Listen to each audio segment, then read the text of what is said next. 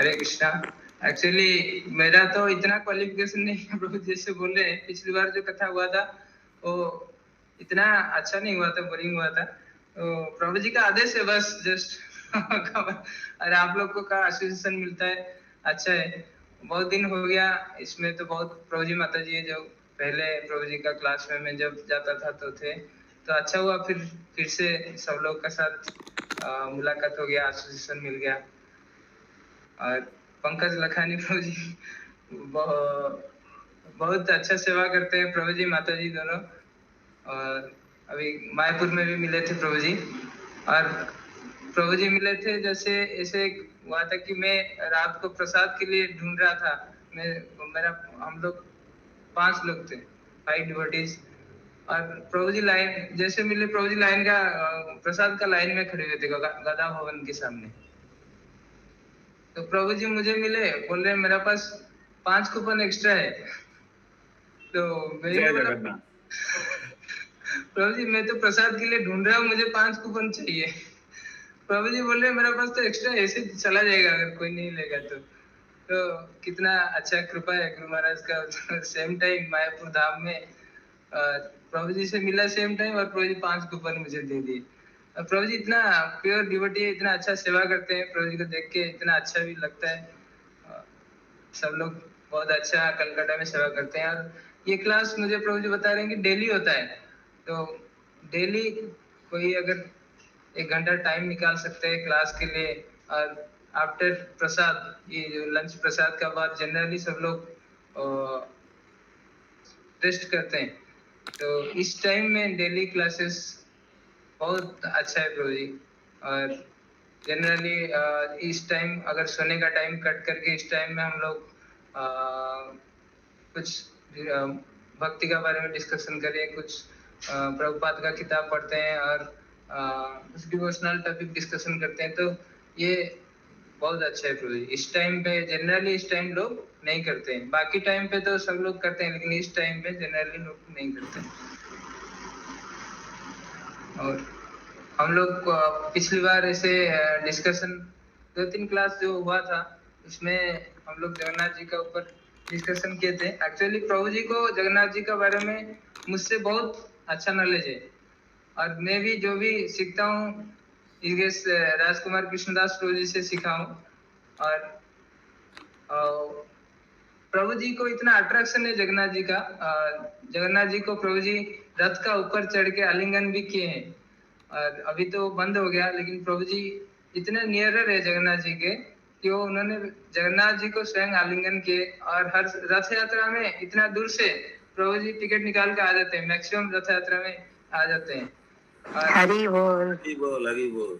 आशा करता हूँ उधर रथ यात्रा, कलकत्ता रथ यात्रा इतना सेवा रहता है, लेकिन फिर भी जगन्नाथ जी प्रभु जी जगन्नाथ जी के बहुत बड़े बड़े भक्त हैं। एक प्रभु जी तो कलकत्ता से वहां पहुंच गए परमानेंटली, और बाकी प्रभु जी हम लोग को मानसिक रूप से ले जाते रहते हैं।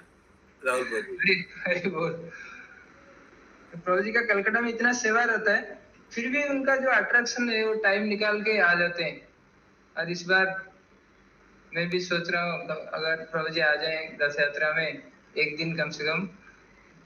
अभी तो बहुत डिस्टेंस बहुत शॉर्ट हो गया, वंदे भारत एक्सप्रेस चल गया अराउंड 5 आवर्स में। सुबह बैठे तो 11 बजे कलकत्ता पुरी में, तो रथ यात्रा देख के फिर जा सकते हैं। फिर भी प्रभु जी का आशीर्वाद मिलेगा। अगर और कोई भी भक्त आना चाहते हैं जगन्नाथ का रथ यात्रा में तो वो आ सकते हैं। प्रभु जी ट्रिप बनाइए, हमको सेवा का मौका मिलेगा। और जगन्नाथ जी का जो बहुत बड़ा फेस्टिवल है, ये सबसे बड़ा फेस्टिवल है जो रथ यात्रा। और कहीं भी रथ यात्रा होता है, लेकिन पुरी का रथ यात्रा जो यूनिक टेस्ट है। जगन्नाथ जी जब रथ में आते हैं ऐसा लगता है कि जो दुनिया का राजा है, जो लॉर्ड ऑफ यूनिवर्स, वो इतना घर घर नाद करके आ जाते हैं सामने। और आपका पास आप दूर में खड़े रहेंगे कि जगन्नाथ जी आपका पास आ रहे हैं, हिल के आ जाते हैं। तो आज प्रभु जी बोल रहे थे कि कुछ डिस्कशन करने के लिए जगन्नाथ जी का, तो मेरा थोड़ा और सेवा भी रह गया था आज, तो कुछ ज्यादा प्रिपरेशन नहीं हो पाया। जस्ट एक हिज ऑनेस्ट भक्ति पुरुषोत्तम स्वामी महाराज का भी एक बुक आया, शिव मंदिर करके, उसमें जो कुछ दिया हुआ है उसमें से एक टॉपिक हम डिस्कशन कर सकते हैं। मैं देखा कल्पवट जो है उस टॉपिक को चुना हूँ। कल्पवट सब लोग जगन्नाथ मंदिर में कल्पवट सब लोग देखे होंगे शायद। कौन कौन देखे हुए हैंड रेज कर सकते हैं।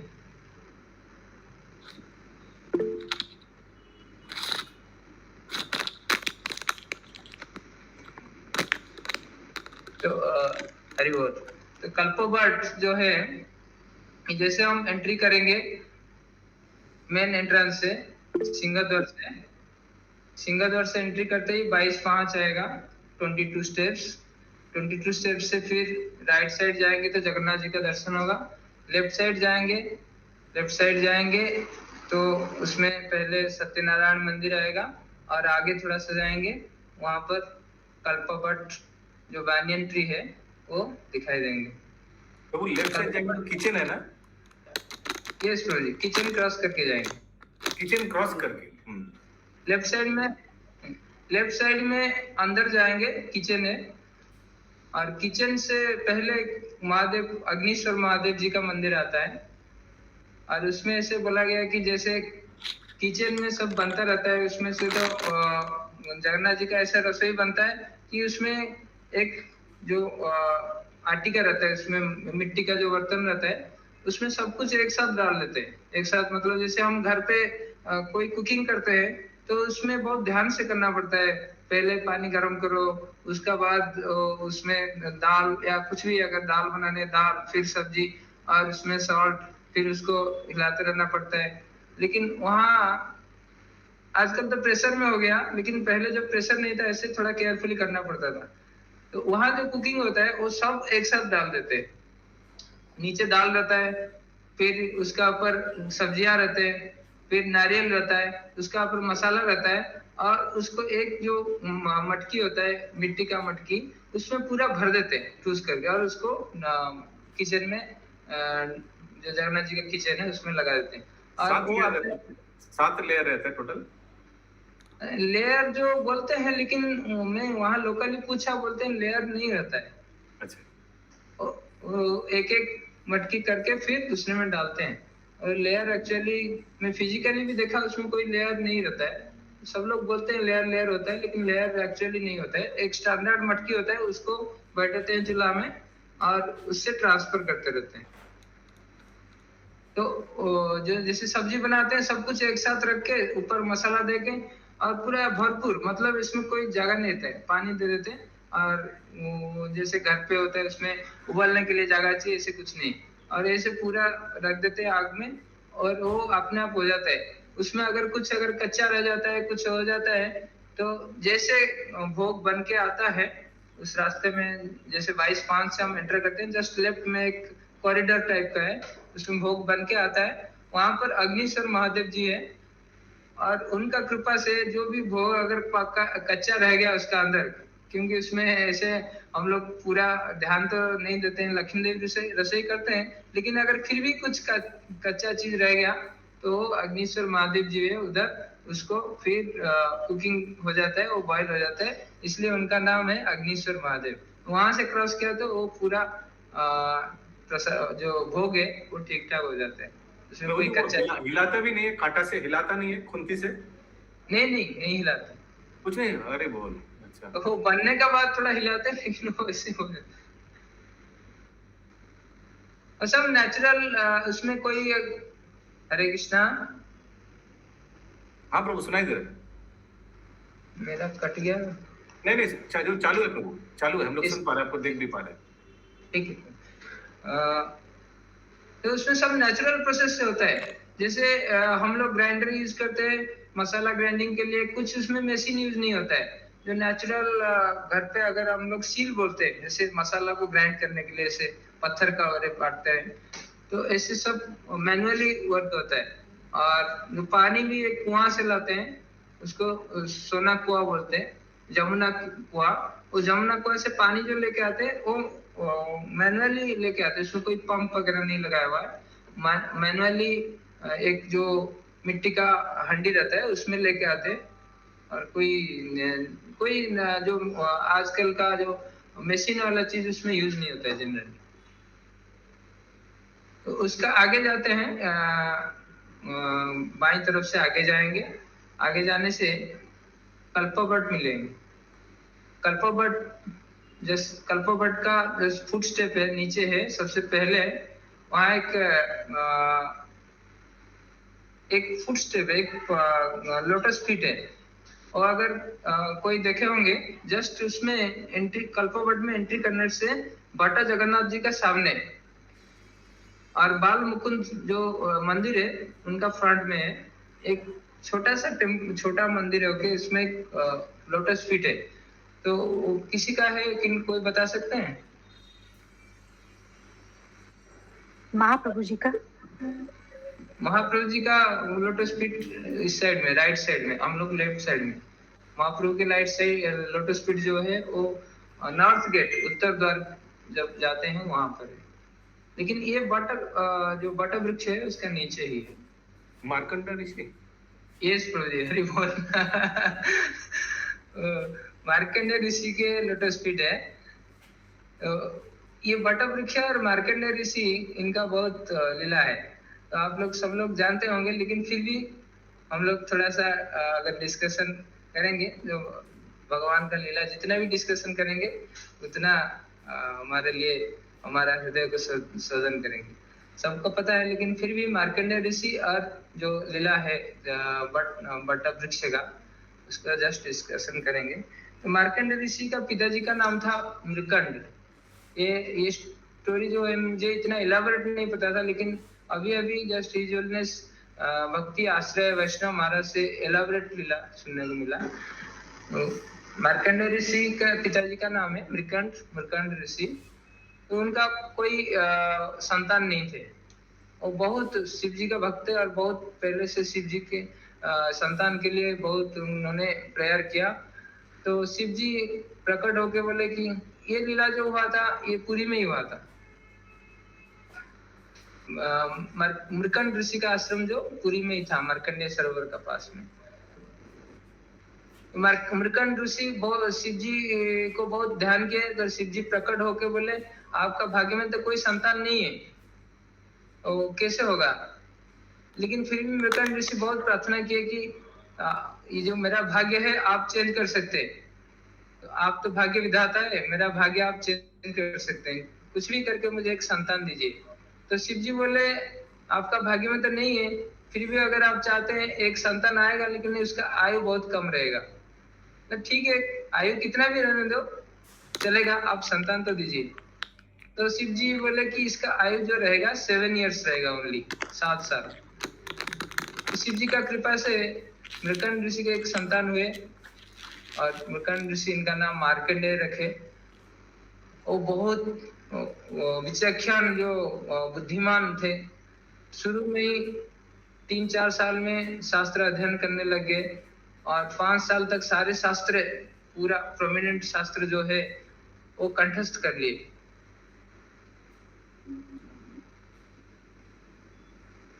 तो शास्त्र में इतना पारंगम होने के बाद, लेकिन मृकंड ऋषि का हमेशा ध्यान था कि इनका तो आयु तो ओनली 7 इयर्स है, अभी 4 साल हो गया, 5 साल होने के बाद और 2 साल रह गया, और इतना क्या करेंगे वो। जैसे 5 साल कंप्लीट हुआ, वो उन्होंने जो एक्चुअल तथ्य ट्रूथ है मार्कंडेय ऋषि को बता दिए कि आपका जो वरदान है वो 7 इयर्स का है, तो आप शिव जी को ध्यान करिए, उनका कृपा से कुछ हो सकता है। तो मार्कंडेय ऋषि जो है मार्कंडेय भगवान, तो उधर ही मार्कंडेय ऋषि का जो आश्रम था, मृकंड ऋषि का आश्रम था, उनका पास में शिव जी का मंदिर था। वो ध्यान करते थे, और जैसे 6 साल हो गया, मार्कंडेय ऋषि उसी मंदिर का अंदर रहने लगे कि उनको पता है जमराज का जो दूत है वो मार्कंड इसका अंदर नहीं आ पाएगी, वो ये विश्वास का साथ रहने लगे। और जैसे उनका टाइम नजदीक हो गया, तो वो जो शिवलिंग है, जैसे उनका टाइम 7 इयर्स होने वाला था, शिवलिंग को वो आलिंगन करके रखे। तो उसका बाद जो जमदूत आ गए, उनको पता चला जैसे टाइम हो गया, उन लोग तो जमदूत कभी टाइम पे वो लोग हेला नहीं करते, सही टाइम पे पहुंचते। तो जैसे टाइम हो गया, वो आगे देखा मार्कंडेय ऋषि जो शिव जी को आलिंगन करके रखे, तो बोले कि आपका समय हो गया, अभी आ जाइए, हमें हमें अपना ड्यूटी करने दीजिए। तो वो शिव जी को ध्यान करने लगे, और फिर जितना बुलाए तो आए नहीं। फिर जमदूत वापस चले गए। तो जमराज जी का पास गए, जमराज जी को ये वृतांत बताया। तो जमराज जी बोले ऐसा है, ठीक है, मैं खुद जाऊंगा। तो मैं तो शिव जी का मंदिर का अंदर पहुंच सकता हूँ, आप लोग नहीं गए तो मैं खुद जाऊंगा।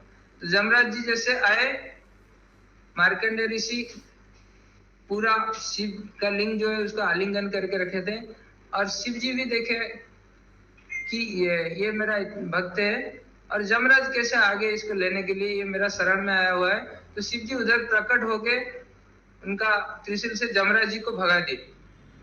बोले अभी ये मेरा शरण में है, आप कुछ गलत देखे होंगे, इसका अभी आयु नहीं हुआ, आप जाइए। जमराज जी अपमानित होके चले गए। लेकिन शिव जी को फिर तभी जैसे चले गए, शिव जी को फिर ध्यान आया कि जमराज जी तो ये अपना मन से नहीं करते हैं, ये तो भगवान का प्रतिनिधि है, भगवान कृष्ण का आदेश में ये सब करते हैं। तो मैं भी तो भगवान कृष्ण का प्रतिनिधि हूँ, लेकिन उनका ड्यूटी करने के लिए मैं उनको कैसे बारण किया, कैसे उनको प्रतिरोध किया।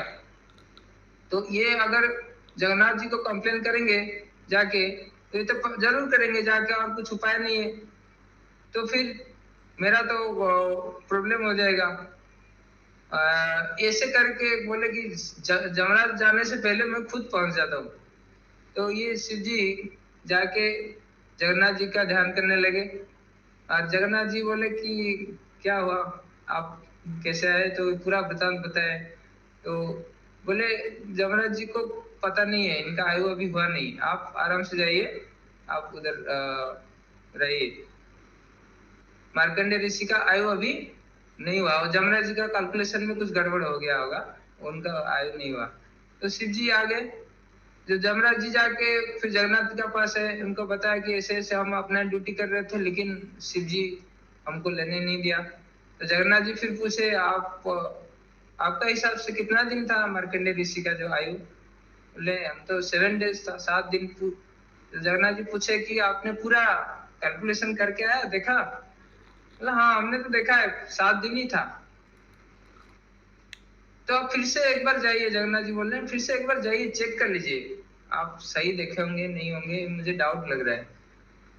फिर जमराज जी बोले नहीं, हमने तो पूरा चित्रगुप्त सब लोग कैलकुलेशन करके, और हमको पहले से पता था ये जो 7 दिन का वरदान पाया है, ये 7 दिन में ही जाएंगे। नहीं, आप कुछ, जगन्नाथ जी बोल रहे हैं आप फिर भी एक बार जाइए, मैं आपको बोल रही हूँ जाइए, देख लीजिए कैसा, आप कुछ कैलकुलेशन में कभी कभी गड़बड़ हो जाता है। तो जमराज जी फिर बोले ठीक है। फिर उन्होंने चित्रगुप्त को बुला के देखा। चित्रगुप्त बोले कि हमने सही देखा था ना? चित्रगुप्त बोले हाँ, तो सब तो सही देखा था हमने। तो बोले ठीक है, अभी जगन्नाथ जी बोल रहे हैं कुछ, आप देख लीजिए एक बार दोबारा। तो चित्रगुप्त जब देखे हैं कि उसमें लिखा हुआ था कि 7 इयर्स का जगह में 7 कल्प लिखा हुआ था। तो हरि बोल, हरि बोल, हरि बोल, हरि बोल, हरि बोल, हरि बोल, हरि बोल। जब ये कथोपकथन चल रहा था, जगन्नाथ जी और हरे कृष्ण, यस प्रभु, सुनाई दे रहा है प्रभु जी, क्लियर है। तो ये जब वार्तालाप चल रहा था जगन्नाथ जी और जमराज का बीच में, तभी जगन्नाथ जी शिव जी के लिए, अपना भक्त के लिए, उन्होंने जाके वो पूरा राइटिंग चेंज कर दी, और 7 इयर्स का जगह में 7 कल्प लिख दी। तो एक कल्प का ड्यूरेशन कितना होता है, मोस्टली सब लोग को पता होगा। ब्रह्मा जी का जो एक 1000 दिन होता है, वो एक कल्प होता है।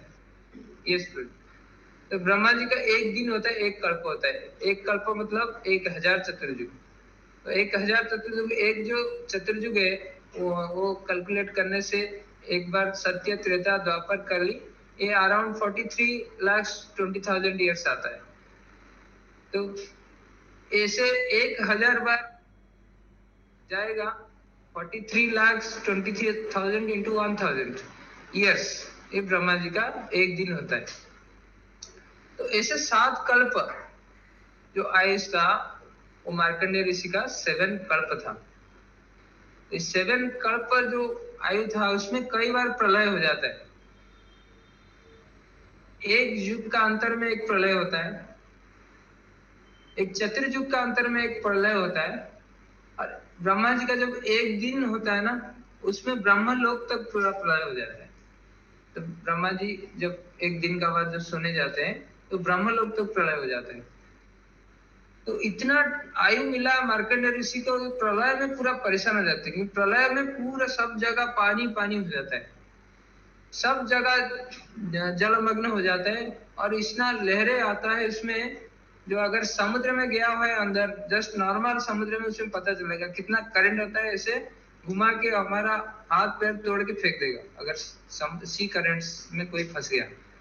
तो प्रलय का जल में मार्कंडेय ऋषि फंस गए थे, वो इतना ऊपर जा रहे थे, पूरा जो नारियल पेड़ का जैसे ऊपर जाएंगे और पूरा नीचे गिरेंगे। और उसमें क्योंकि उनका 7 कल्प का आयु था तो उनका खत्म नहीं हो रहा था, जीवन नहीं जा रहा था। तो ऐसे परेशान हो के जब आए तब इधर देखा एक जगह पे एक बहुत सुंदर वृक्ष है, बट वृक्ष है बहुत सुंदर, और इस जगह इतना अच्छा है और ये जगह प्रलय में बिल्कुल डूबा नहीं। तो मार्कंडेय ऋषि को थोड़ा सहारा मिला, बोला एक जगह मिला जहाँ प्रलय में डूबा नहीं। बस इस वृक्ष में वो देखने को मिला उनको कि जो भगवान श्री कृष्ण है बाल गोपाल का रूप में वो बट पत्र का ऊपर सो रहे, बट पत्र का ऊपर सो रहे और उन्होंने बुलाया मार्कंडेय, बेटे मार्कंडेय। तो देखा, जैसे देखा कि भगवान ने फिर सांस लिया तो मार्कंडेय ऋषि इनका पूरा पेट का अंदर आ गए और फिर कुछ देर का बाद जब सांस छोड़ा तो फिर मार्कंडेय ऋषि बाहर आए। तो उनको पता चल गया कि ये भगवान नारायण है, तो उनको पूजा किया। Yes Prabhu ji, this scene ये जो प्रभु जी अभी प्रेजेंट किए, बटपत्र का ऊपर भगवान श्री कृष्ण सो के उनका पैर का जो बूढ़ा अंगूठी है उसको चूस रहे हैं। ये दृश्य जो है मार्कंडेय ऋषि दर्शन किए थे। और इसमें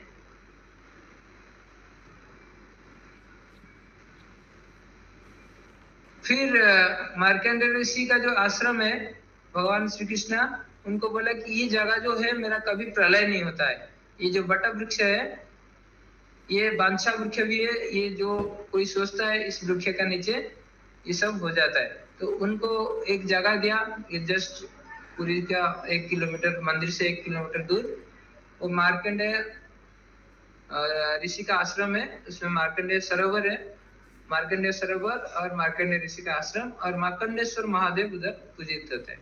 ये पंच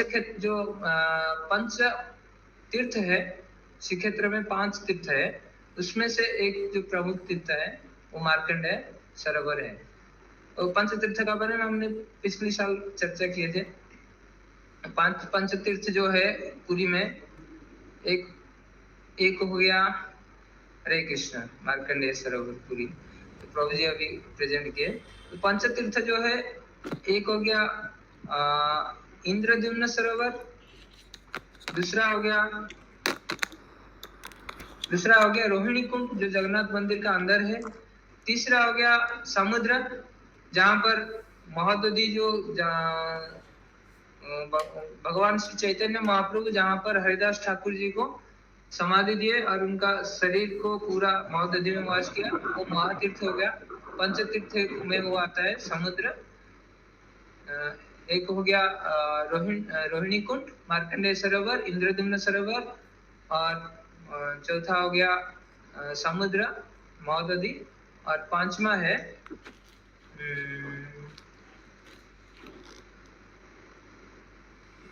पांचवा श्वेतगंगा श्वेतगंगा, श्वेतगंगा पंचतीर्थ ये आते हैं। तो इसमें से एक मार्कंडेय सरोवर जो है यहाँ पर मार्कंडेय ऋषि को दिया था। तो ये जो चीज है ये हमारे जो महाराज हिजोलनेस भक्ति पुरुषोत्तम महाराज ये जगन्नाथ मंदिर का अंदर पूरा डिटेल जाके सर्वे किए। उनका बुक जो इसमें प्रेजेंट कर रहा हूँ मैं, इसमें उनका बुक लिखा हुआ है।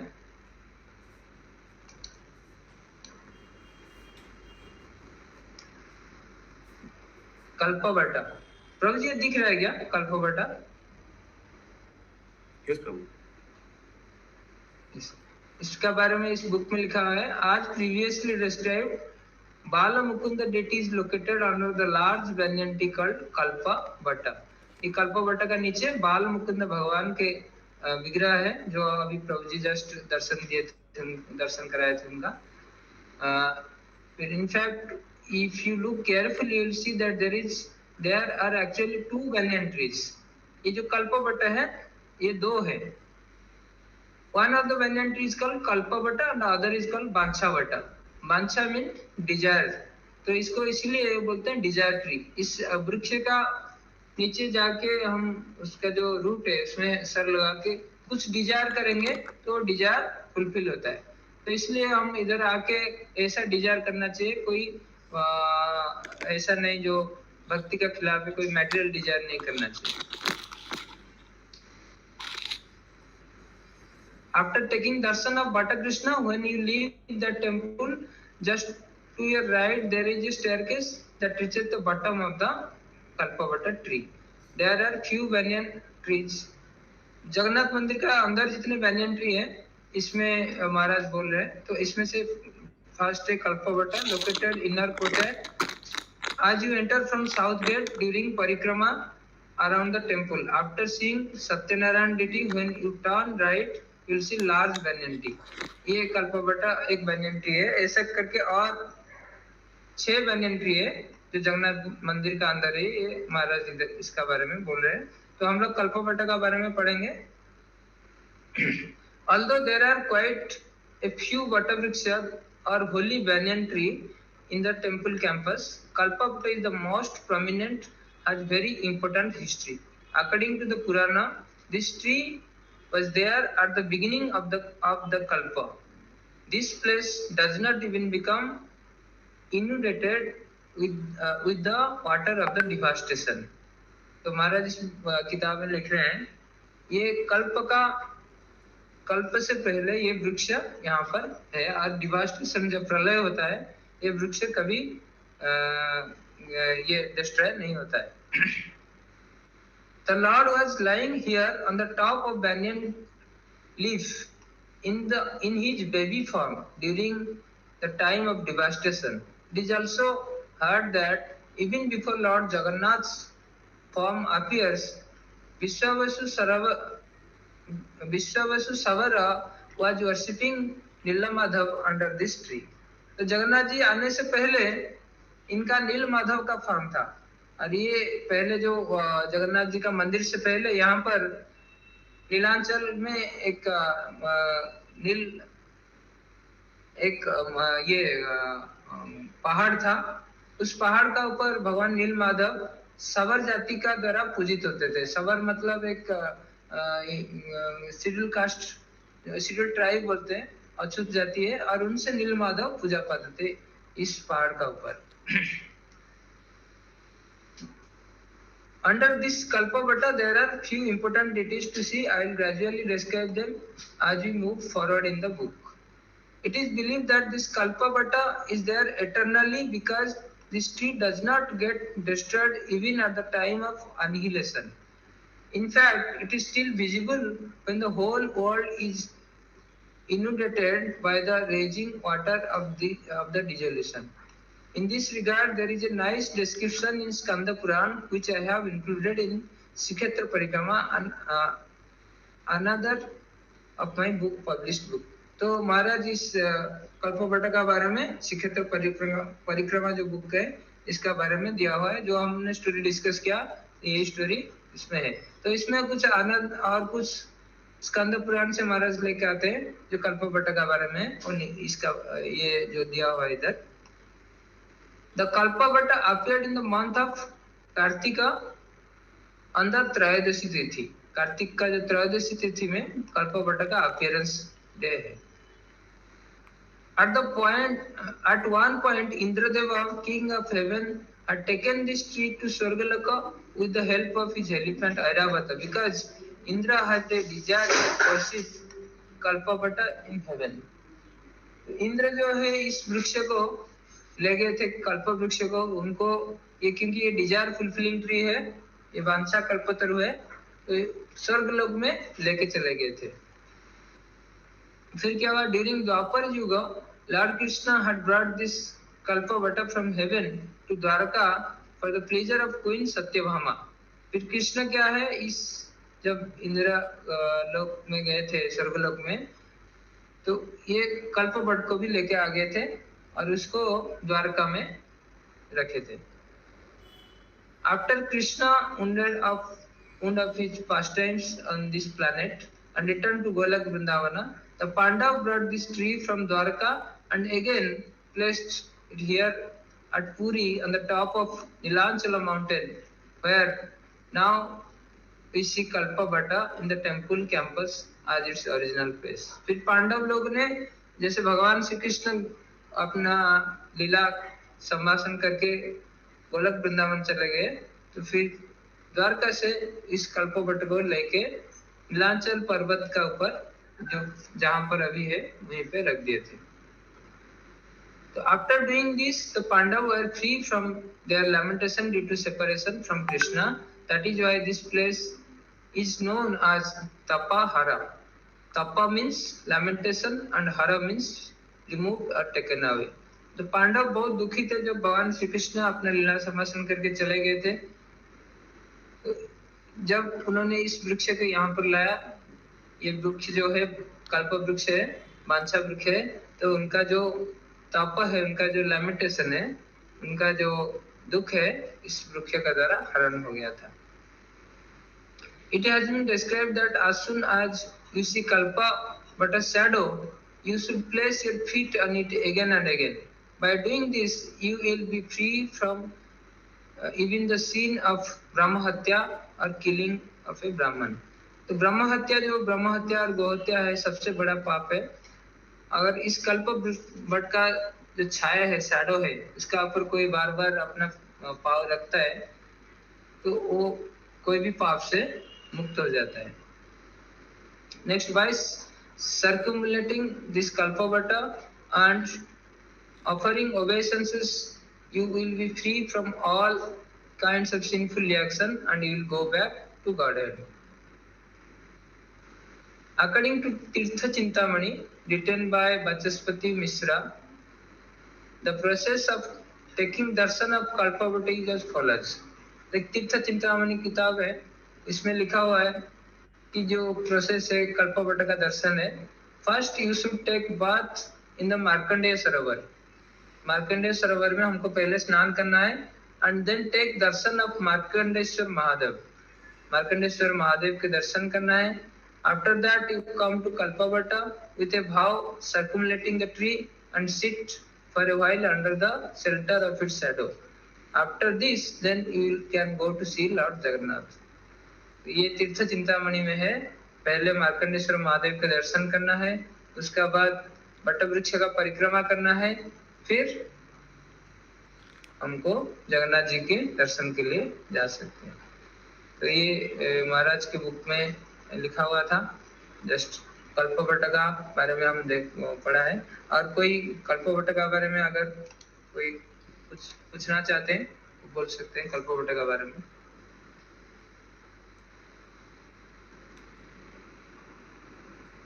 ये प्रभु जी अभी सर्च करके प्रेजेंट कर रहे हैं कल्पवट का एंशिएंट पिक्चर्स।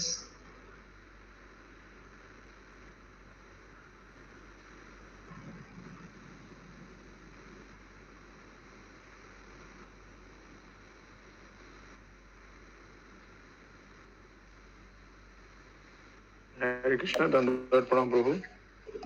हरे कृष्ण। लॉर्ड कृष्णा लॉर्ड कृष्णा तो पारिजात वृक्ष लाए थे ना प्रभु, ऐसा सुना है हम। यस, वो भी है। पारिजात वृक्ष भी लाए थे और ये भी लेके आ गए थे।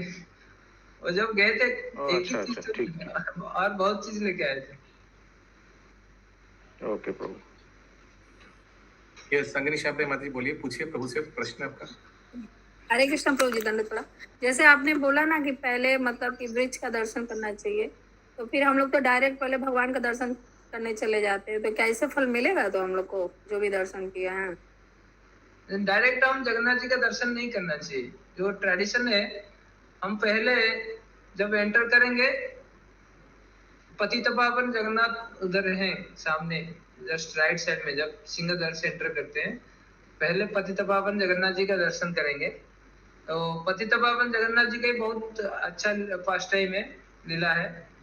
तो प्रभु जी कितना बजे तक टाइम है? 10 मिनट बोल सकते हैं? 10 मिनट्स प्रभु 4:15 तक टाइम है। Yes, thank you. तो सब लोग शायद सुने होंगे पतित पावन जगन्नाथ जी का लीला। जैसे हम एंटर करेंगे, अरुण स्तंभ आएगा, जस्ट एंटर करते ही राइट साइड में पतित पावन जगन्नाथ जी है। और हम लोग तो कलयुग में पतित है, हम लोग का पास आंख नहीं है जगन्नाथ जी को दर्शन करने के लिए। जगन्नाथ जी जो महाभाव में है, जगन्नाथ जी को दर्शन करना हमारा बस में नहीं है, हम उस भाव में दर्शन नहीं कर पाएंगे। पतित पावन जो है उनका दर्शन हमको लेना चाहिए, क्योंकि वो पतित पावन है और हम पतित है, वही हमारे लिए ड्यूटी है। तो जब प्रभु जी जैसे प्रेजेंट कर रहे हैं, स्क्रीन शेयरिंग कर रहे हैं, जगन्नाथ जी पतित पावन का विग्रह में है। तो इनका लीला ऐसा है, ये जस्ट अभी 300-400 इयर्स बैक, 1800 शताब्दी का बात है, 1730 का आसपास है। पुरी में राजा पुरुषोत्तम देव टू राजनीति कर रहे थे। मुझे एक बार देखना है, क्योंकि पुरुषोत्तम देव या मुझे कुछ डाउट हो रहा है। तो मुझे पता है क्या कोई किंग राजा का नाम उस टाइम? राजा पुरुषोत्तम देव मंदिर। प्रतापादित्य, राजा प्रतापादित्य। नहीं, प्रतापरुद्र देव नहीं, पुरुषोत्तम देव टू है। पहले एक पुरुषोत्तम देव थे और ये पुरुषोत्तम देव टू है। तब जब उस टाइम में ब्रिटिशर्स का बहुत अटैक हो रहा था, सारे टेम्पल को अटैक कर रहे थे। तो इन्होंने जगन्नाथ जी का टेम्पल का ऊपर भी बहुत अटैक किया और पांडा लोग बहुत दिन तक जगन्नाथ जी को इधर उधर छुपा के रखे। ये जब राजा थे तो ब्रिटिशर से बोले कि आपका जगन्नाथ मंदिर हम अटैक करेंगे और जगन्नाथ जी को ले जाएंगे, लेकिन एक शर्त में नहीं लेंगे, अगर आप मेरा लड़की से शादी कर लोगे। तो इनको मुस्लिम को पता था, अगर लड़की से शादी कर लिया तो ये राजा मुसलमान हो जाएंगे, और पूरा जो स्टेट है, राजा अगर मुसलमान हो गए तो पूरा स्टेट इनका अंडर में है, ये भी मुसलमान हो जाएंगे। इस बहाने में ये कंडीशन रख लिया और राजा ने बहुत, क्योंकि वो जगन्नाथ जी का ऊपर जो विपद आ रहा था, जो डेंजर आ रहा था, उनको हटाने के लिए ये शर्त में उनको राजी होना पड़ा। और उन्होंने जो मुसलमान किंग है उनका लड़की से शादी किया। तब पांडा लोग बहुत, जो जगन्नाथ जी का पांडा है, जो सेवक लोग है, वो बहुत स्ट्रिक्ट है इस मामले में। वो कभी ओनली हिंदू जो है उनको दर्शन के लिए छोड़ेंगे और कोई अलाउड नहीं है मंदिर के अंदर। आज तक भी ऐसा रूल आ रहा है। उसमें से कोई सुप्रीम कोर्ट भी दे दिया ऑर्डर कि सबको जाना चाहिए, लेकिन फिर भी नहीं हो पा रहा है। ये इस मामले में बहुत स्ट्रिक्ट है। तो उस टाइम राजा जैसे मुस्लिम हो गया, तब इन्होंने राजा को अंदर आना मना कर दिया। जैसे मना कर दिए तो राजा, सबसे पहला सेवक जो होता है राजा होता है, वो बहुत दुखी हो गए, जगन्नाथ जी का दर्शन नहीं कर पाएंगे और आके सिंहद्वार का सामने रोते रहते थे, कैसे जगन्नाथ जी का दर्शन करेंगे और जगन्नाथ जी का दर्शन के बिना कैसे मेरा जीवन रहेगा, बहुत दुखी होते थे। ऐसे जगन्नाथ जी का दर्शन ऐसा है कि जगन्नाथपुरी में दो चीज फेमस है, एक प्रसाद है, एक दर्शन है। जितना हम लोग को पता होगा, जितना भी जगन्नाथ जी को जाके हम दर्शन करेंगे पास से, और कभी पेट नहीं भरता है और कभी हम लोग सेटिस्फाइड नहीं होते हैं। जैसे दर्शन करते जाएंगे और वो लोग जो जितने अगर ज्यादा टाइम रहेंगे तो उनका सेवक लोग हमको धक्का देके बाहर निकाल देते हैं, लेकिन लोग देखा हूं मैं फिर भी वो पीछे मुड़ मुड़ के पूरा थोड़ा सा देख लेंगे, थोड़ा सा उनका नजर मिल जाएगा, ऐसे कभी सेटिस्फाइड नहीं रखते जगन्नाथ जी का दर्शन में। तो राजा भी ऐसे इतना दर्शन किए हुए थे लेकिन फिर भी जगन्नाथ जी को एक बार दर्शन, एक दिन अगर दर्शन नहीं करते थे तो उनका बहुत पागल जैसे हो जाते थे, तो आके श्री मंदिर के बाहर ही पड़े रहते थे। मतलब जगन्नाथ जी को दर्शन नहीं करेंगे तो फिर घर कैसे जाएंगे। जितना उन्होंने रिक्वेस्ट किया उनको अंदर अलाउ नहीं किए। तो जगन्नाथ जी को पता चला जगन्नाथ जी जो है वो अभी कलियुग में वो लॉर्ड ऑफ यूनिवर्स है, और इतना दया इतना करुणा किनका पास नहीं है। जो भी हम सोचते हैं जगन्नाथ जी कुछ किसी हिसाब से फुलफिल कर देते। हमारा एक पिताजी जैसे, हमारा जो भी अच्छा सोचे, हमारा जो भी कोई अच्छा डिजायर है, अगर हम जगन्नाथपुरी में आके बोलते हैं, जगन्नाथ जी के पास बोलते हैं, वो डिजायर जरूर फुलफिल होता है। तो जगन्नाथ जी उस सिंहासन में बैठ नहीं पाए क्योंकि उनका भक्त बाहर उनका दर्शन के लिए खड़ा है, कैसे सिंहासन में रहेंगे। फिर वो खुद आगे चल के आगे राजा पुरुषोत्तम देव के दर्शन देने के लिए, पुरुषोत्तम देव डेली आते थे जगन्नाथ जी का, रात को दर्शन करते थे, जगन्नाथ जी खुद आते थे उनको दर्शन देते थे। हरे कृष्णा प्रभु जी, रामचंद्र देव प्रभु जी। यस यस सही, रामचंद्र देव अभी सही है। अच्छा, पुरुषोत्तम देव मुझे डाउट हो रहा था, राजा रामचंद्र देव। रामचंद्र देव राम का एक प्रभु एक बार दर्शन करा दो। यस प्रभु जी।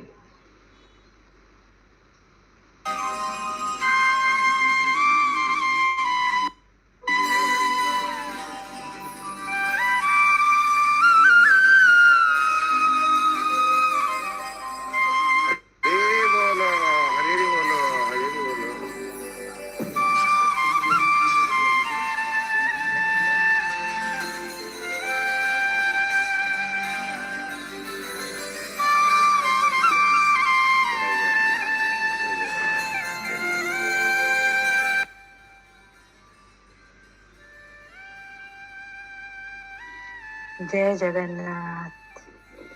जय जय जगन्नाथ। जय जगन्नाथ। जय जगन्नाथ। जय जगन्नाथ। जय जय जगन्नाथ।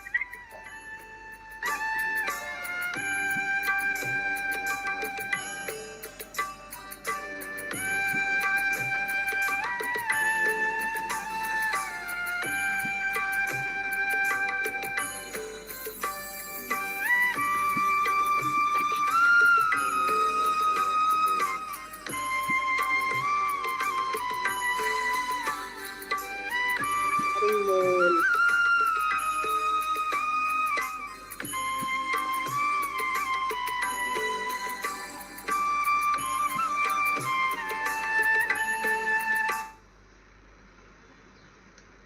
थैंक यू प्रभु जी।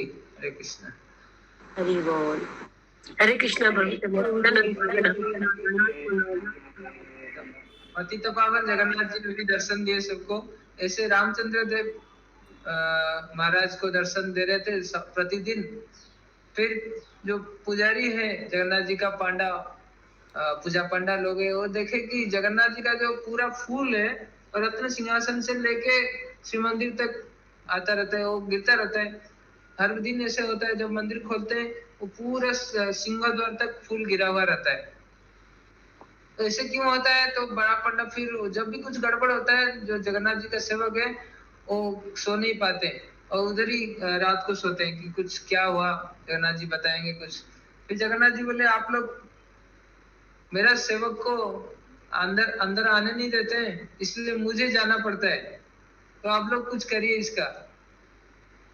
तो फिर जो पांडा लोग और उस टाइम पे जो लोग जगन्नाथ मंदिर का शासन देखते थे, उन्होंने डिसाइड किया कि ये जो ट्रेडिशन है इसको तो नहीं तोड़ पाएंगे, लेकिन जगन्नाथ जी का जो विग्रह है पतित पावन, उनको लेके बाहर हम स्थापित कर सकते हैं।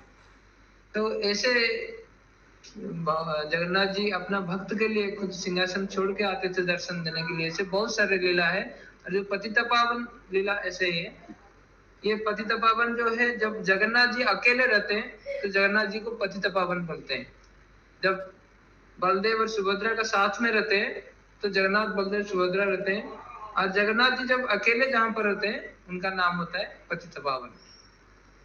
तो हम लोग जब पतित पावन का दर्शन करके आगे जाएंगे, फिर जमराज जी का शिला आता है, जम शिला, उस 22/5 से पहले।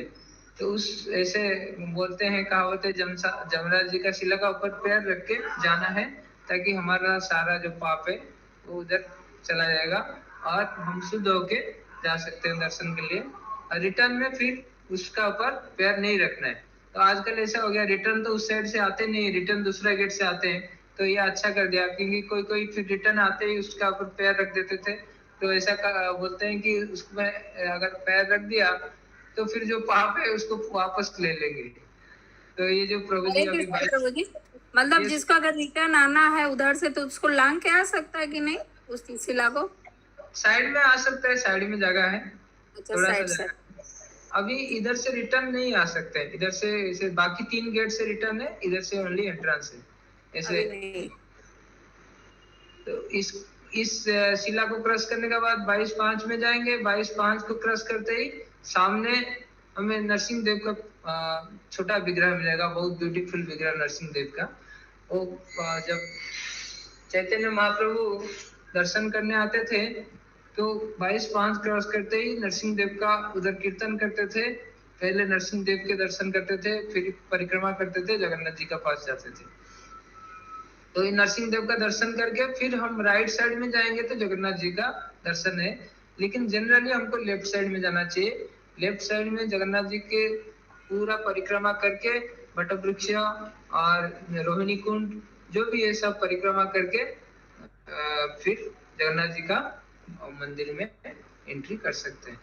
ऐसा जो है, पहले हम डायरेक्टली चले जाते हैं जगन्नाथ जी का पास, लेकिन ये ट्रेडिशन है पहले पूरा परिक्रमा करके फिर जगन्नाथ जी का पास जाना चाहिए। Thank you Prabhu ji. Thank you Mata ji. हरे कृष्ण। ध्यान मिला कि दर्शन के पहले हरि बोल प्रभु जी, हरि बोल। प्रभु जी कुछ हरि बोल, जगन्नाथ हरि टाइम बोल। पे लग जाते दर्शन करना, फिर बाद में सब चीज करते थे। अभी आपकी बात डिटेल कुछ जगन्नाथ प्रसाद के बारे में बताइए प्रभु जी। प्रभु का प्रसाद है। प्रभु जी जैसे प्रेजेंट कर रहे हैं जगन्नाथ जी का हरे प्रसाद। कृष्ण रोज दंडवत प्रणाम, फिर चाहिए भी प्रसाद हम लोग को। जरूर जरूर चाहिए प्रसाद। जगन्नाथ जी जगन्नाथ ट्रिप करेंगे विंटर में। तो पिछली बार भी जगन्नाथ जी का प्रसाद का ऊपर डिस्कशन हुआ था। जैसे जगन्नाथ जी का प्रसाद अगर हमको, मैंने बहुत बार सोचा कि पहले जगन्नाथ जी का दर्शन लेंगे। कोई भी भक्त आते हैं घुमाने लाता हूँ, सोचता हूँ पहले जगन्नाथ जी का दर्शन लेंगे, प्रसाद ग्रहण करेंगे। लेकिन ऐसा कुछ हो जाता है कि जगन्नाथ जी कभी पहले दर्शन नहीं देंगे, वो बंद रहेगा मंदिर, ऐसा रहेगा। और पहले प्रसाद लेने के बाद ही फिर दर्शन होता है। तो ये जगन्नाथ जी ऐसा है कि पहले भक्त को भरपेट प्रसाद खिलाते हैं, उसके बाद दर्शन देते हैं। तो पुरी में जगन्नाथ जी वो प्रसाद का माध्यम से दर्शन देते हैं। हरि बोल, हरि बोल, हरि बोल। हरि बोल, हरि बोल, हरि बोल। जो 4 धाम में जैसे रामेश्वरम में शायद स्नान करते हैं जगन्नाथ भगवान कृष्ण, और द्वारका में प्रभु जी इसका ऊपर कुछ बोल सकते हैं क्या? 4 धाम में जो है इसमें एक द्वारका में शायद राजपाट संभालते हैं, द्वारका में राजपाट चलाते हैं, और पुरी में भोजन के लिए उनका ये सब वो आशीर्वाद दिए थे उनका भक्तों को कि कभी जगन्नाथ जी का मुंह जैसे खाली रहेगा फिर दूसरा भोग चला जाएगा। तो ऐसे कभी ऐसे नहीं है, तो बहुत बार ऑफरिंग होता है जगन्नाथ जी को। तो ऐसे महाप्रसाद जो महाप्रसाद है ये दिन में 4 बार होता है जो फुल महाप्रसाद, और बाकी भी प्रसाद बहुत सारे होता है। तो सुबह सुबह जब भोग होता है जगन्नाथ जी का, ब्रेकफास्ट में जो उड़द दाल होता है उसका पीठा रहता है, कुछ फ्रूट्स रहता है, कोकोनट रहता है और बनाना रहता है और लड्डू रहता है। बहुत सारे सुबह का जो ब्रेकफास्ट प्रसाद में रहता है। और ब्रेकफास्ट का बाद उनको एक सुबह का धूप लगता है, उसमें बहुत स्वादिष्ट खिचड़ी होता है। हम जैसे खिचड़ी खाते हैं वो नहीं है। तो मैं एक भक्त को लेके गया था कि बोला कि अभी तो खिचड़ी का टाइम है, हम खिचड़ी खाएंगे। वो भक्त बोल रहे थे नहीं खिचड़ी क्या खाएंगे, खिचड़ी अच्छा नहीं लगेगा। मैं बोला आप खा के तो देखो। और वो जैसे खिचड़ी खाया, थोड़ा सा उनको टेस्टिंग के लिए दे दिया खिचड़ी। तो टेस्टिंग जैसे क्या, वो बोला कि क्या खिचड़ी है, हम तो सोच रहे थे हम जैसे खिचड़ी बनाते हैं ऐसे होगा, ये तो कुछ अलग सा ही खिचड़ी है। और खिचड़ी हम जैसे थोड़ा सा ग्रेवी वाला खिचड़ी बनाते हैं ऐसा नहीं है। वो ड्राई खिचड़ी रहता है, उसमें घी रहता है, मूंग दाल रहता है, राइस रहता है और ओनली खिचड़ी आप खा सकते हैं और कुछ उसमें इंग्रेडिएंट और कुछ नहीं चाहिए। तो इस खिचड़ी लगने का बाद फिर जगन्नाथ जी को एक अन्न प्रसाद लगता है। वो अंदर जाके जगन्नाथ जी का पास उनका जो सोना थाली है, गोल्डन प्लेट है, उसमें लगता है अंदर, उसको धूप बोलते हैं। और धूप का बाद फिर एक जनरल प्रसाद होता है, ये जैसे प्रभु जी दिखाते हैं, ये पूरा हांडी में पूरा जितने भी प्रसाद बनता है मिट्टी का हांडी में, पूरा मंदिर का जो हम लोग गरुड़ स्तंभ में दर्शन करते हैं उसका पीछे एक भोग मंडप है। भोग मंडप में सब कुछ रखा रहता है, पूरा जितना भी भोग बनता है उसका अंदर रखा रहता है। उस भोग मंडप का इधर से दर्शन तो हो नहीं पाएगा क्योंकि अभी अलाउड नहीं है, लेकिन जितना हम लोग गरुड़ स्तंभ का पीछे बड़ा सा मंडप है और पूरी में बहुत सारे लोग ऑर्डर करते हैं। जितना तो हम लोग प्रसाद लेने के लिए जितना डिवोटी जाते हैं उनके लिए बनता है, प्लस किसी का कुछ शादी होता है, किसी का अगर दशहरा का कर्म होता है, कोई डेथ होता है उसमें दशहरा होता है, ये सब चलता रहता है। उसमें सब लोग के लिए महाप्रसाद का ऑर्डर होता है। तो जितने भी महाप्रसाद बनता है वो सारे ऑफरिंग के लिए आता है भोग मंडप में। ऐसा भोग मंडप 2 बार होता है, एक 12:30 सुबह होता है और एक अराउंड 2:30 होता है। 1-2 घंटे का डिले रहता है जनरली।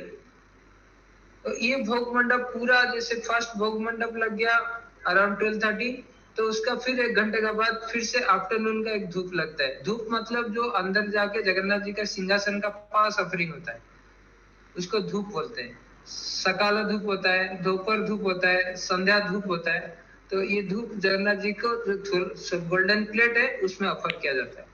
और ये जो भोग मंडप दिन में 2 बार होता है, ये सब लोग के लिए होता है क्योंकि धूप में सब लोग नहीं ले सकते हैं, ज्यादा क्वांटिटी नहीं रहता है, भोग मंडप में ज्यादा क्वांटिटी रहता है। भोग मंडप 2 बार होता है और उसके बीच में धूप भी होता रहता है। तो ये धूप होने का बाद फिर जगन्नाथ जी का रेस्ट होता है। रेस्ट करने के बाद फिर इवनिंग में एक टिफिन होता है जगन्नाथ जी का। टिफिन के बाद फिर संध्या का धूप होता है। संध्या का धूप में ये फिर से खिचड़ी, बहुत अच्छा खिचड़ी और दालमा फिर ऑफर किया जाता है। और फिर शाम को 9 बजे के आसपास चंदन लागी होता है। जगन्नाथ जी को चंदन पूरा रात को 9 बजे चंदन में बेस करते हैं, सारे उनका आभूषण निकाल के पूरा चंदन लेपन करते हैं।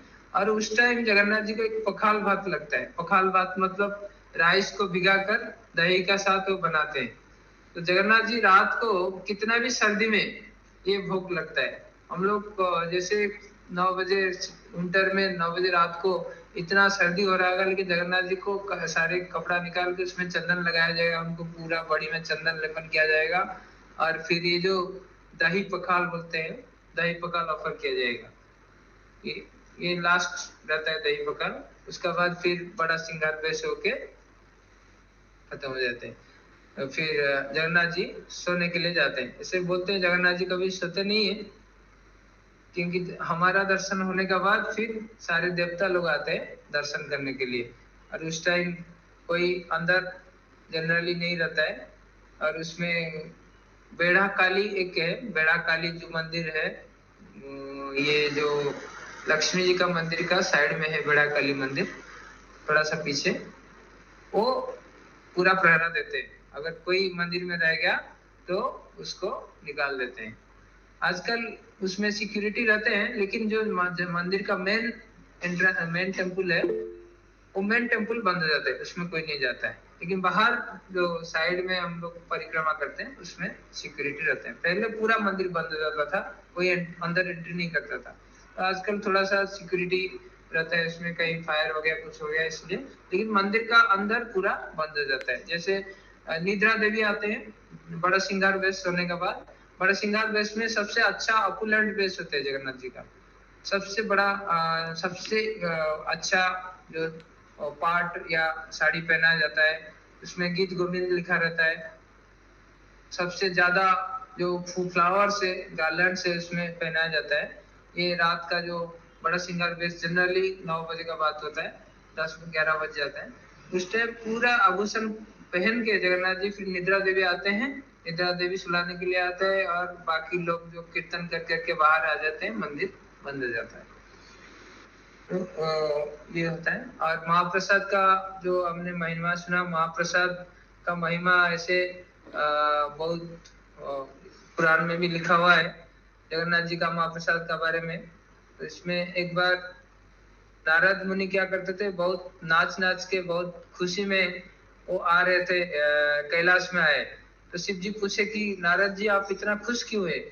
तो नारद जी बोले कि मुझे आज जगन्नाथ जी का महाप्रसाद मिला। तो शिव जी फिर बोल रहे थे कि आप इधर आए, जगन्नाथ जी का महाप्रसाद मेरे लिए नहीं ले, आप अकेले प्रसाद ले पाके आ गए। तो बोले कि नारद जी मुनि बोले कि मेरा पास तो और है नहीं।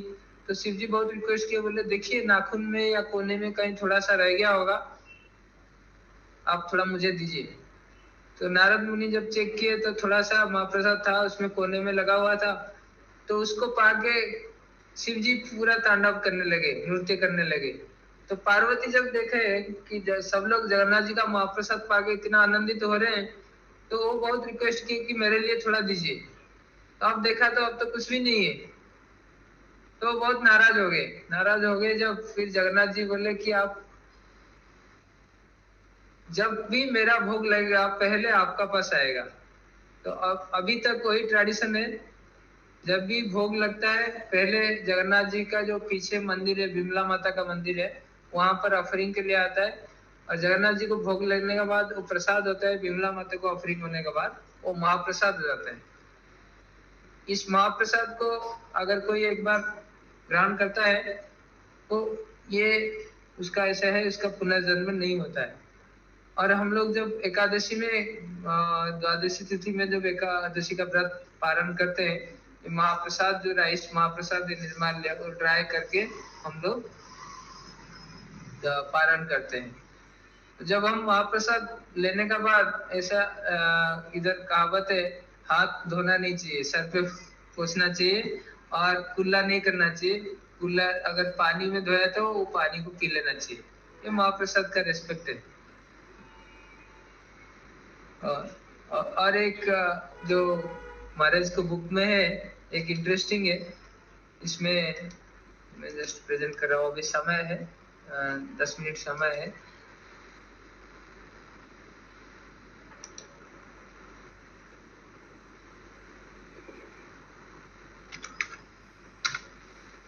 ये जो बाल मुकुंद भगवान के बारे में हमने चर्चा किया, ये बाल मुकुंद है next to Markandeya lotus footprint. Markandeya का जो फुटप्रिंट है, there is a large banyan tree called Akshayavata or Kalpavata. Under this tree there is a small temple called Sri Bala Mukunda deity is worshipped.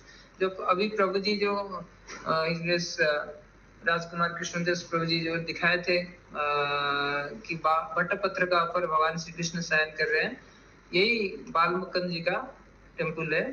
ये बाल मुकुंद जो है बट वृक्ष का नीचे है। श्री बाल Mukund is very beautiful deity carved in the lustrous black marble. Here Lord Mukunda is lying on the leaf of on banyan leaf, holding the big toe of his left lotus feet and placing it in his lotus mouth. According to description found in the Skanda Purana, when the entire earth was inundated within the water from the devastation there was no place to live. ये जो हमने चर्चा किया अभी इनका बारे में दिया हुआ है, और एक मंत्र है बाल मुकुंद को हमने प्रणाम मंत्र इधर महाराज इस बुक में लिखे हैं. Following is the mantra you can chant to help you meditate on Bala Mukunda. तो ये जो बाल मुकुंद का मंत्र ये है, करारविंदन पदारविंदम. हरे कृष्णा प्रभु जी, हम बोले Yes. बिना देखे. यस माता जी बोल सकते हैं. बड़े प्रभु जी, हम लोग Yes. करारविंदे न पदारविंदम मुखारविंदे विनिशयन्तम् वटस्य पत्रस्य पुटे शयानं बालमुकुन्दं मनसा स्मरामि. हरे ओम कृष्ण. नमो भगवते वासुदेवाय. हरि बोल हरि बोल. ये हम डेली पढ़ते प्रभु जी, सबको याद है.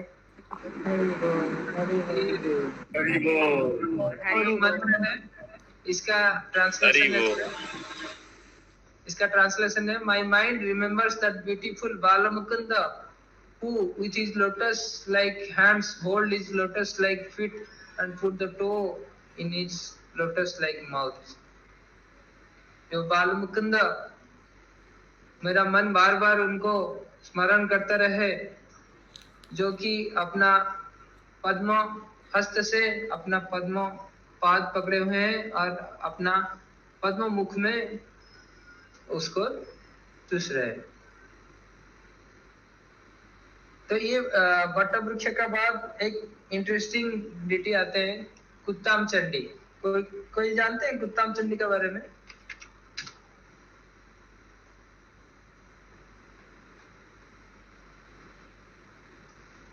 कुत्ताम चंडी ऐसा है, स्टोरी ऐसा होता है कि कुत्ताम चंडी का विग्रह क्यों स्थापन किया गया.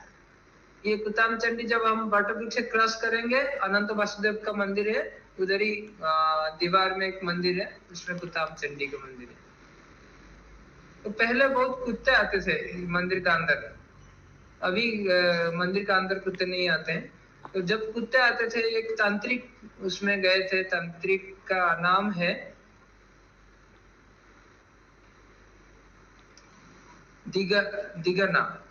दिगना तांत्रिक. जब मंदिर में आए, देखा तो बहुत कुत्ते आ रहे हैं, तो ये ऑस्पिशियसनेस जो एक डिस्टर्ब हो रहा है, पवित्रता भंग हो रहा है मंदिर का. तो उन्होंने सलाह दिया कि मंदिर के जो मुख्य पुजारी है उनको बोला ये कुत्ताम चंडी जो है उनका विग्रह इधर स्थापन करिए ताकि कुत्ते नहीं आएंगे मंदिर का अंदर. तो इनका सलाह से उधर कुत्ताम चंडी जो है, जो माता है, चंडी माता है, वो एक कुत्ते का ऊपर सवार होके इधर दीवार में है. उसका बाद कोई कुत्ता नहीं आता है इस जगन्नाथ जी का मंदिर में. जय कुत्ताम चंडी माता की जय. इसका बाद जय जय जय. इसका बाद एक इंटरेस्टिंग स्टोरी है रोहिणी कुंडा. रोहिणी कुंडा हम जैसे वट वृक्ष क्रॉस करेंगे, कुत्ताम चंडी क्रॉस करेंगे, उसका आगे आएगा मुक्ति मंडप. मुक्ति मंडप क्रॉस करने के बाद एक छोटा सा कुंड आएगा, उसको रोहिणी कुंड बोलते हैं. रोहिणी कुंड छोटा सा दिखता है, लेकिन जैसे बोलते हैं इसमें जो प्रलय का जल, पूरा वाटर ऑफ डिवास्टेशन उससे आता है. इतना अंदर उसका कैपेसिटी है, वाटर कैपेसिटी. पूरा प्रलय का जल उसका अंदर से आके लोग को डुबा देता है. और रोहिणी कुंड में जैसे एक कौवा था, वो गिर गया था उस रोहिणी कुंड में, और वो चतुर्भुज रूप होके चला गया था. इस रोहिणी कुंड में अगर कोई थोड़ा सा पानी छिड़कता है या कोई स्नान करता है तो चतुर्भुज हो जाता है. इसका रोहिणी कुंड का इतना महात्म्य है. और जब इंद्रदुम्न महाराज मंदिर प्रतिष्ठा करने के बाद वो ब्रह्मा जी को बुलाने गए थे, और ब्रह्मा जी को जब बुलाने गए उधर थोड़ा सा 1-2 मिनट कुछ पल उधर बिता दिए तो पृथ्वी में प्रलय हो गया था और ये जो जगन्नाथ जी का मंदिर वो मिट्टी का अंदर कहीं छुप गया था। उसका बाद एक गाला माधव करके राजा थे। गाला माधव राजा जब घोड़े पे से जा रहे थे तो उनका घोड़े का जो पैर एक चक्र में अटक गया। तो मंदिर फिर गाला माधव नीचे उतर के देखे कि पूरा थोड़ा सा खुदाई किया तो एक विराट चक्र मिला। चक्र मिलने के बाद उसको और खुदाई किया तो एक विराट मंदिर उसमें से आया। तो जगन्नाथ जी का मंदिर था। फिर गाल माधव इसका जो मंदिर का देखभाल वो कर रहे थे, वो सोच रहे थे मेरा स्टेट में ये मंदिर है।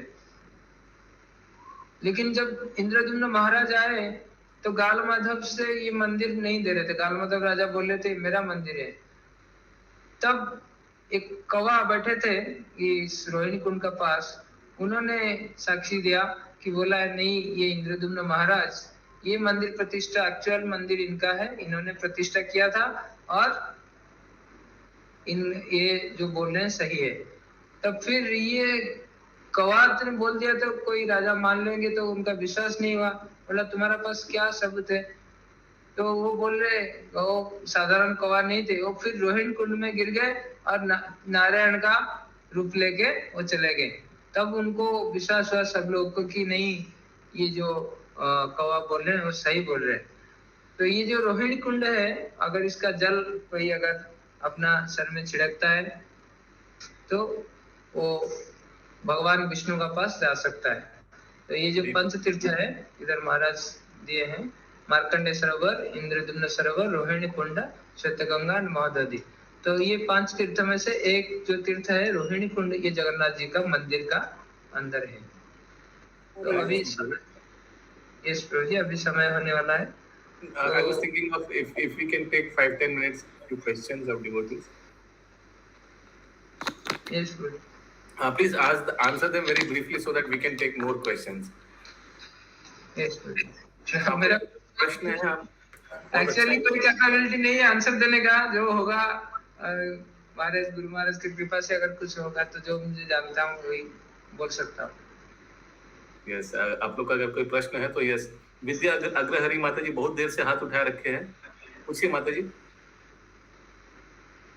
विद्या अग्रहरी माता जी, ओके। सुमना गौरंगी माता जी। हरे कृष्णा प्रभु जी, दंडवत प्रणाम। कृष्ण दंडवत।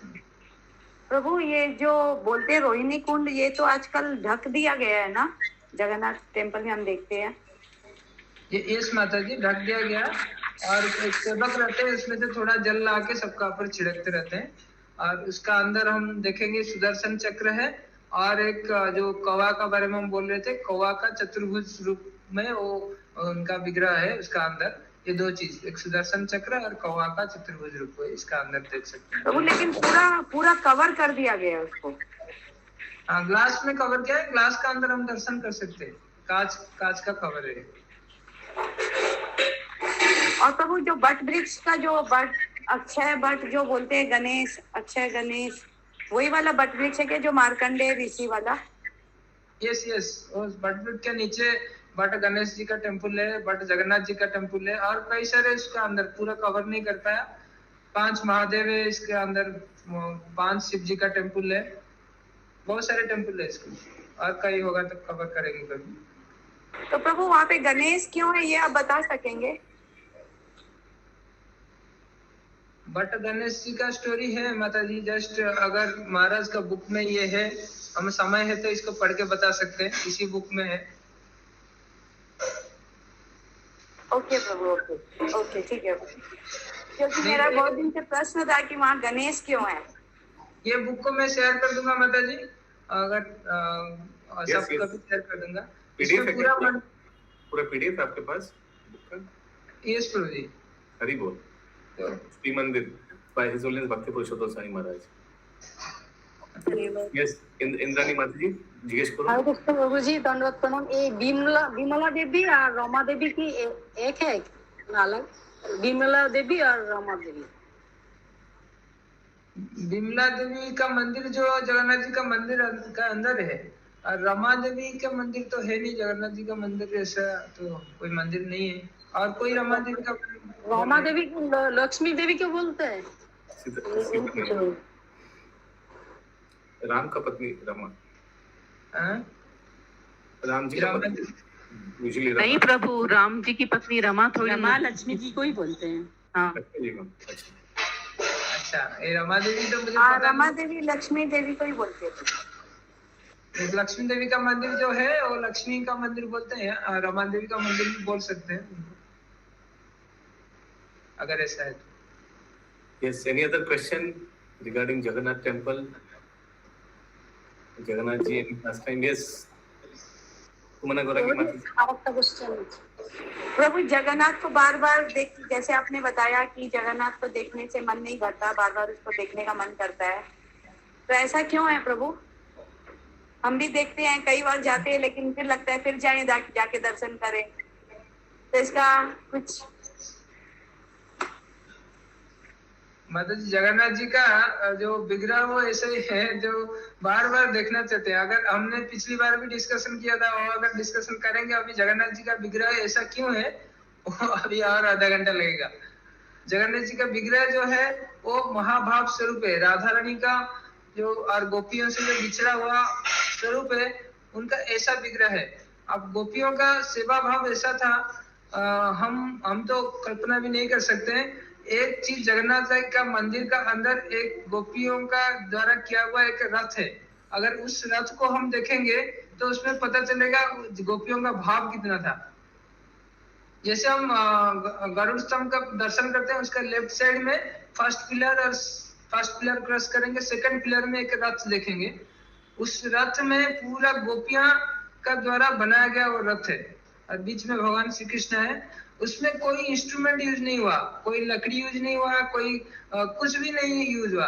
तो कैसे देखेंगे आप? गोपियां क्या हुआ, उसमें पया बन गए रथ में, खुद वो सर्कल होके एक एक गोपी पया बन गए, और पया में रथ को खींचने के लिए रस्सी क्या, एक गोपी दूसरा गोपी ऐसे हाथ पकड़ के रस्सी बन गए। उसका ऊपर गोपियां सो के उसको पिलर हो गया, 4 गोपियां पिलर हो गया।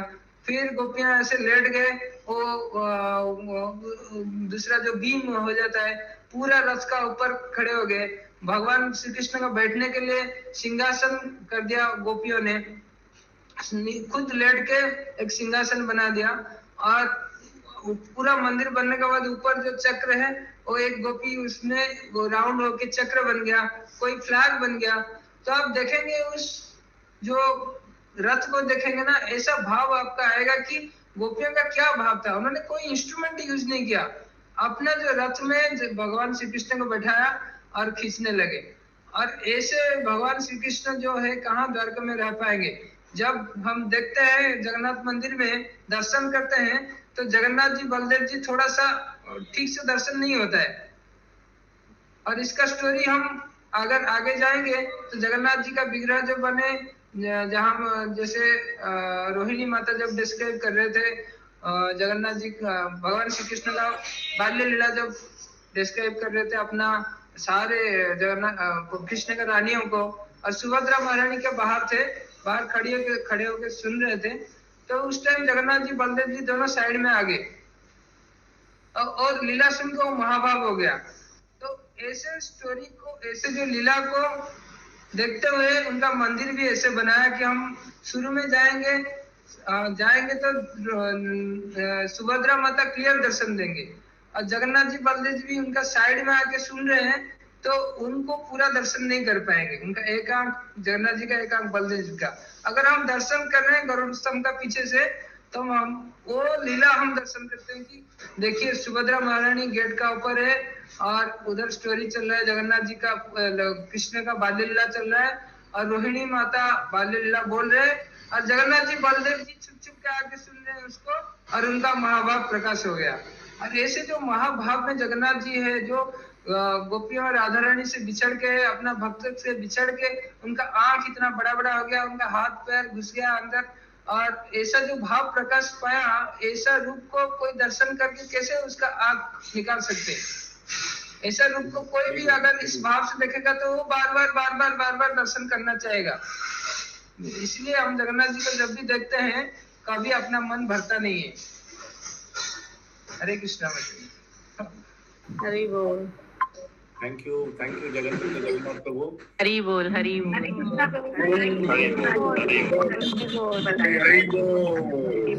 इंद्राणी माता जी has a last question today. Yes, quickly Indrani माता जी। प्रभु जी ये लास्ट पेज वो जो आपने शेयर किया था अभी अभी जो श्लोक पिंकी माता जी ने गाया उसमें एक राजा का भी नाम देखा मैंने, राजा बाल किशोर लिखा। कितने सारे राजा का नाम आएगा इसमें? बहुत सालों से तो बहुत राजा का ही नाम आएगा जगन्नाथ जी का ये टेम्पल में। पहले तो इंद्रदुम्न राजा का नाम पाया, आप चैतन्य चरितमृत में तो राजा पोतपादित्य का नाम आया, और भी राजा का नाम आपने बताया। बहुत सारे राजा का नाम आएगा। बहुत राजा है, क्योंकि एक राजा 20-30 साल शासन करते हैं, और जगन्नाथ जी का मंदिर कब से है, तो कितने राजा शासन करते हैं। बहुत सारे राजा का नाम आएगा, इसका मतलब हम लोग इंद्रदुम्न महाराज तो माता जी सत्ययुग में थे, तो सत्ययुग के बाद कितने राजा शासन करके गए। Thank you so much. Thank you Jagannath Prabhu for giving us time and हम लोग प्लानिंग करेंगे एक बार। बहुत बहुत धन्यवाद। मेरे पास तो ऐसा प्लानिंग करेंगे। एक सेकंड संगीनी माता जी, विंटर में हम लोग प्लानिंग करेंगे कि हम लोग अपना ग्रुप को लेकर एक बार मे बी फॉर 5-6 डेज हम लोग जगन्नाथपुरी जाएंगे, और प्रभु के गाइडेंस में हम लोग जगन्नाथपुरी उनके आंख से हम लोग दर्शन करेंगे।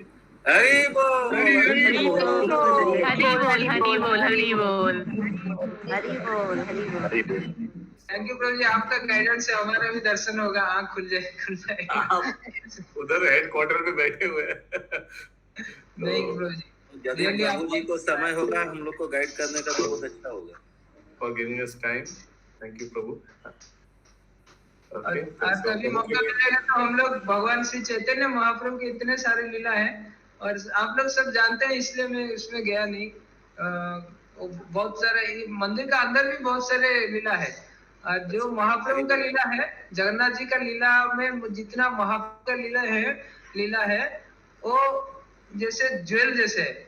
महाप्रभु का जितना लीला है वो पूरा अट्रैक्शन करता है। जगन्नाथ जी का जितना अट्रैक्शन है, महाप्रभु का लीला उसमें और अट्रैक्शन को बढ़ा देता है। तो वो आप तो सुनते होंगे, प्रभु जी डेली चर्चा करते हैं चैतन्य चरितमृत। हरे कृष्णा प्रभु जी, अभी ये जगन्नाथ रथ यात्रा 7 दिन है, उसमें आप मॉर्निंग सेशन में यदि ज्वाइन कर पाए तो हम लोग को वो सब स्पेशल लीला सुना सकते हैं तो बहुत अच्छा होगा। हरि बोल, हरि बोल। प्रभु जी सुना रहे, प्रभु जी नहीं, हम लोग सुना नहीं रहे, पर हम लोग तो सिर्फ चैतन्य चरितमृत से लीला पाठ कर रहे हैं। इसी में तो लिखा है, सब लीला उसी में है। जो चैतन्य चरितमृत का जितना लीला जगन्नाथ जी का सब कनेक्टेड सारी लीला उसी में है। बहुत अच्छा से दिया। अभी एक्चुअली अभी तक हम लोग वहाँ पहुंचे नहीं है, हम लोग मध्य लीला में है। वो आएगा, रथ यात्रा लीला आएगा। Yes prabhu. Thank you so much prabhu. प्रभु के लिए एक बार हम लोग हृदय से हरे कृष्ण महामंत्र बोलकर उनको धन्यवाद करेंगे। हरे कृष्णा, हरे कृष्णा, कृष्णा हरे हरे, राम हरे राम, राम राम हरे हरे। घंटा में आने से हम लोग को एक मौका दे प्रभु। आज हम लोग का एक लॉन्ग सेशन होगा, क्लास लाइव क्लास होगा। थैंक यू प्रभु जी। प्रभु जी धन्यवाद, प्रणाम। कृष्ण प्रभु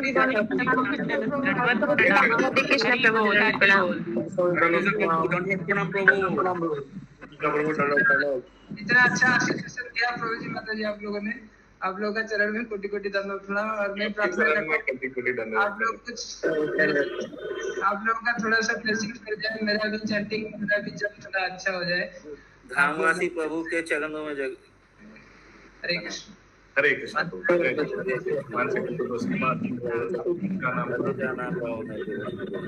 जगन्नाथ प्रभु की जय। जय जय जय।